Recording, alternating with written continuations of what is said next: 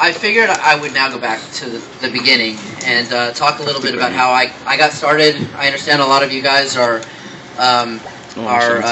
in the games industry, a lot of startups here. So anyway, for me, it all started back when I was in 6th grade.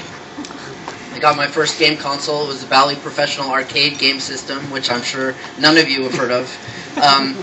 But this console, they actually had something very interesting. They had a BASIC cartridge that allowed you to program the console in BASIC. And that's how I learned how to program in BASIC. It came with a little pamphlet. I was in 6th grade. I thought it was the coolest thing ever. It had 1.5K of programmable memory, which at the time was plenty.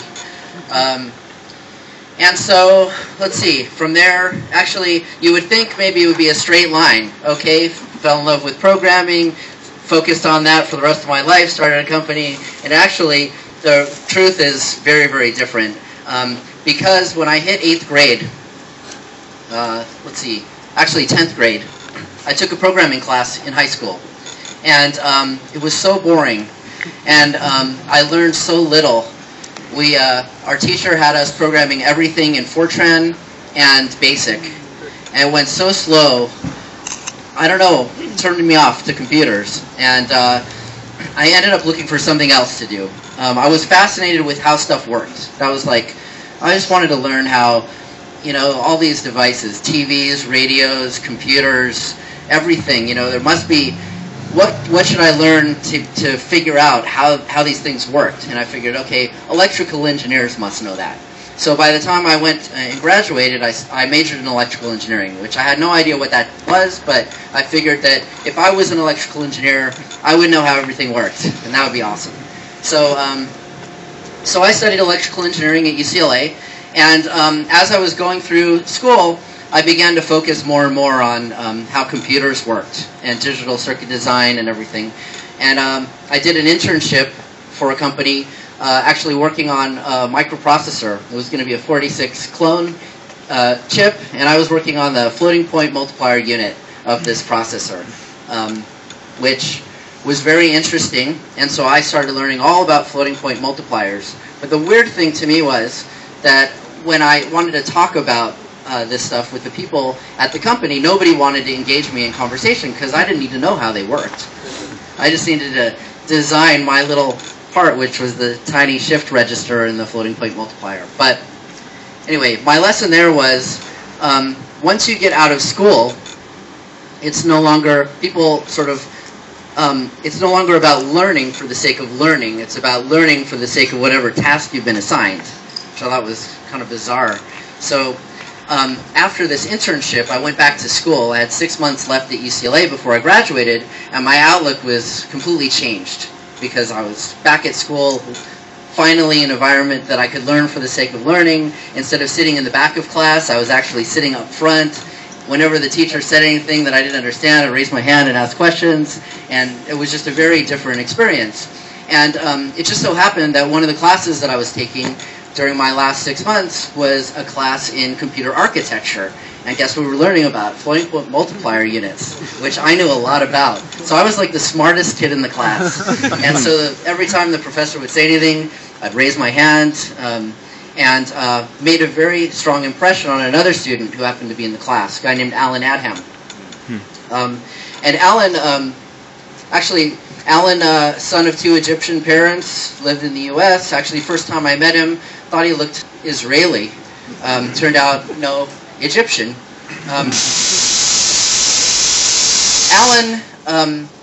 So Alan and I were in this class together, and one day we're in the computer lab working on a project, and it was just the two of us sitting alone in the lab.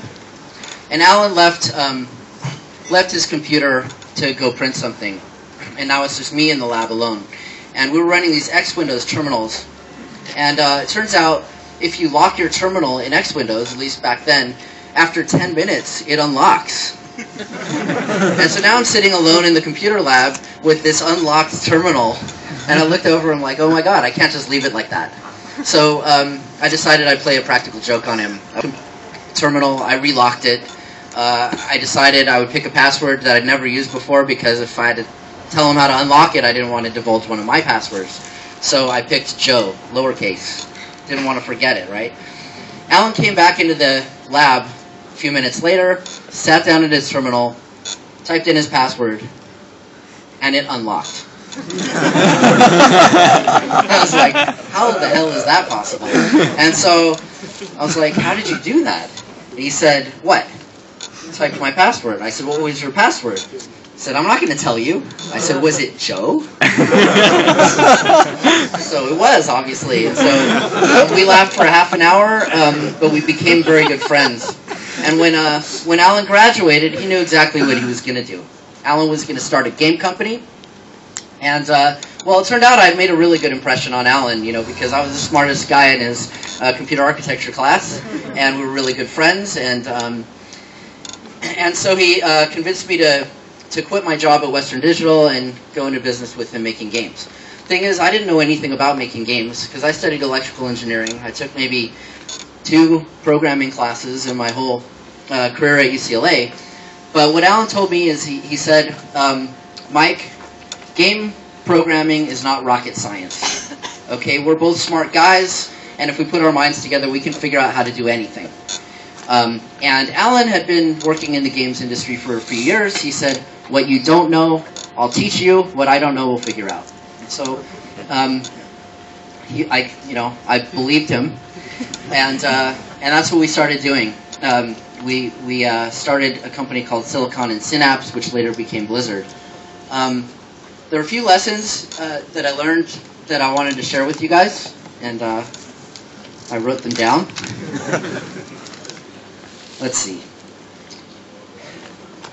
Okay, so my first project,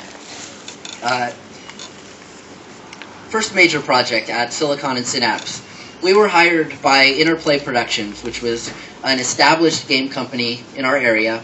It was right at the transition period between the 8-bit Nintendo and the 16-bit Super Nintendo. Super Nintendo wasn't out yet. And Interplay hired us to take their 8-bit graphics tool and convert it to work with the new 16-bit Super Nintendo. It was the biggest project I had ever seen in my life. And it was all in C++,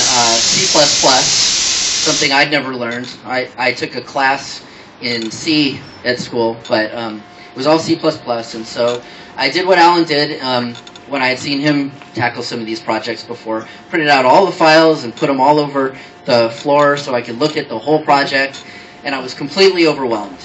And so I went into Alan's office and I said, Alan, I don't know if I can do this.